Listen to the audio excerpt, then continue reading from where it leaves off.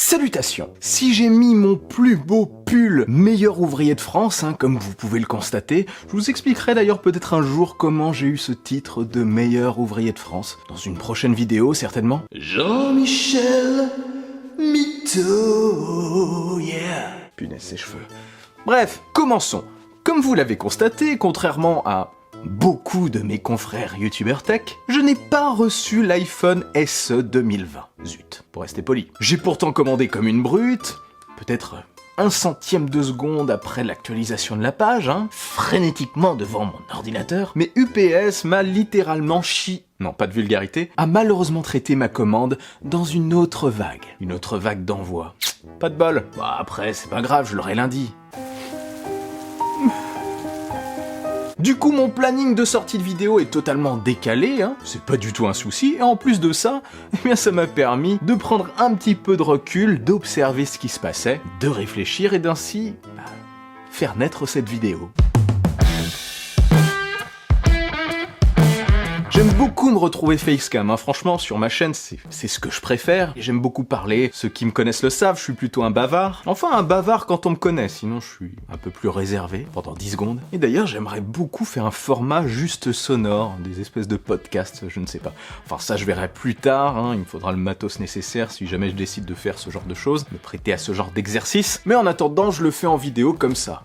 On se retrouve souvent le dimanche et je fais une petite vidéo à la cool, j'allume ma caméra et je parle. Alors de quoi je vais vous parler aujourd'hui? Si vous avez lu le titre, vous le savez, mais bon, on fait comme si vous ne le saviez pas. Si je me fie à la grande majorité des stats et de vos commentaires, l'impatience et les nombreuses interrogations sur le sujet, une chose est sûre, l'iPhone SE 2020 était très attendu et intéresse fortement. Alors parlons-en, pourquoi ce succès? Je vous en ai d'ailleurs déjà parlé dans une vidéo, la précédente, sur le sujet de l'iPhone SE, mais ici, je vais aller un petit peu plus au fond de mes pensées. Pourquoi cet intérêt? Le prix déjà, forcément. Logique, c'est le facteur clé du produit. D'ailleurs, Apple ne s'en cache pas du tout.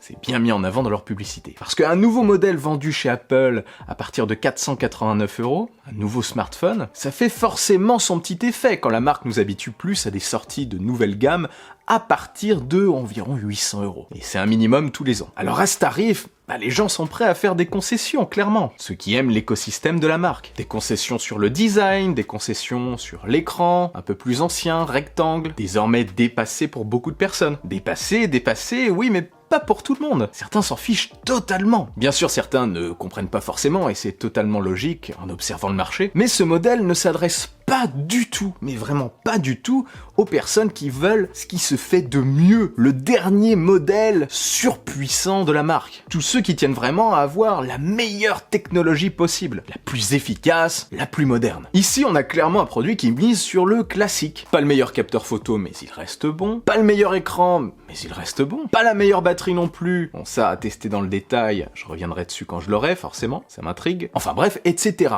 Pas le meilleur. Mais c'est le meilleur iPhone concernant le tarif, c'est le moins cher. Oui, c'est un smartphone totalement classique et peut-être un petit peu dépassé esthétiquement, mais ce qui fait que ça prend, c'est que c'est un iPhone classique. Et ça change tout parce que c'est la seule alternative à Android. Là, je sens les haters sortir dans les commentaires. Calmez-vous, Android, iOS, on est tous fans de technologie. Aimons-nous les uns les autres. Aimons-nous les uns les autres. Les deux OS sont super, franchement. On arrête la guéguerre. Laissez les gens aimer ce qu'ils veulent, voyons. Et oui.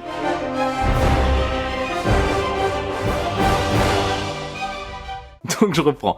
Le produit est quand même accompagné d'un processeur A13, le plus puissant sur un iPhone jusqu'à présent. Et donc ça va lui offrir une longévité assez importante à cet iPhone. Et une fluidité importante aussi. Encore une fois, c'est un argument qui peut vraiment faire mouche. Mais ce n'est pas tout. Ce produit, en plus d'intéresser, comme je le disais aussi dans la précédente vidéo, le monde des entreprises, qui l'achètera probablement vu son tarif et ses fonctions par gros lot, par palette, ainsi que les pays émergents, ce smartphone reste le plus compact vendu par Apple. Aujourd'hui où tous les smartphones sont vraiment énormes, c'est la clé de ce succès aussi. C'est la clé de ce fort intérêt. Ceci m'amène donc au potentiel iPhone 12 mini qu'on attend pour septembre prochain. Qu'est-ce?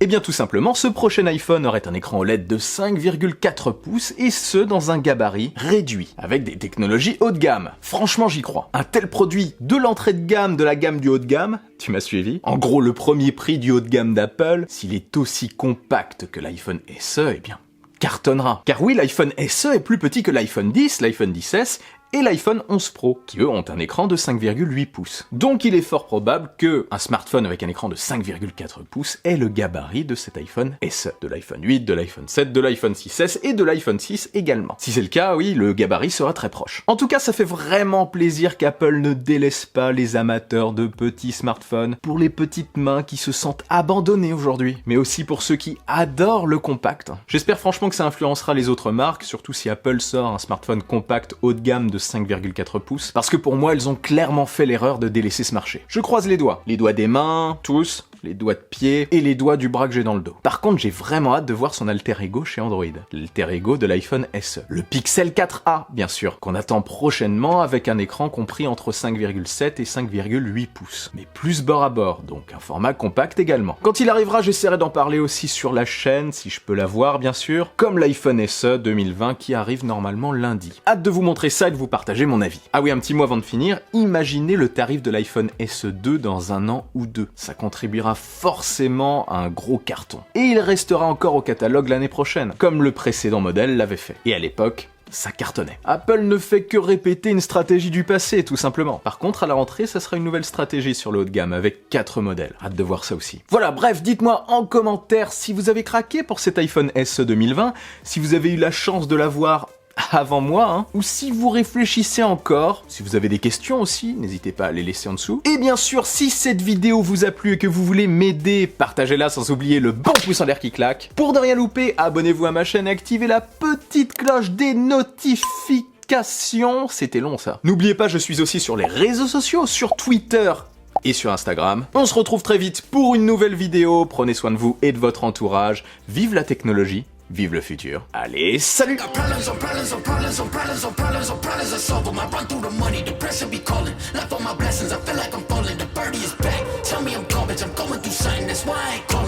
Progression is all that I wanted, a flow and affection, I summon it up.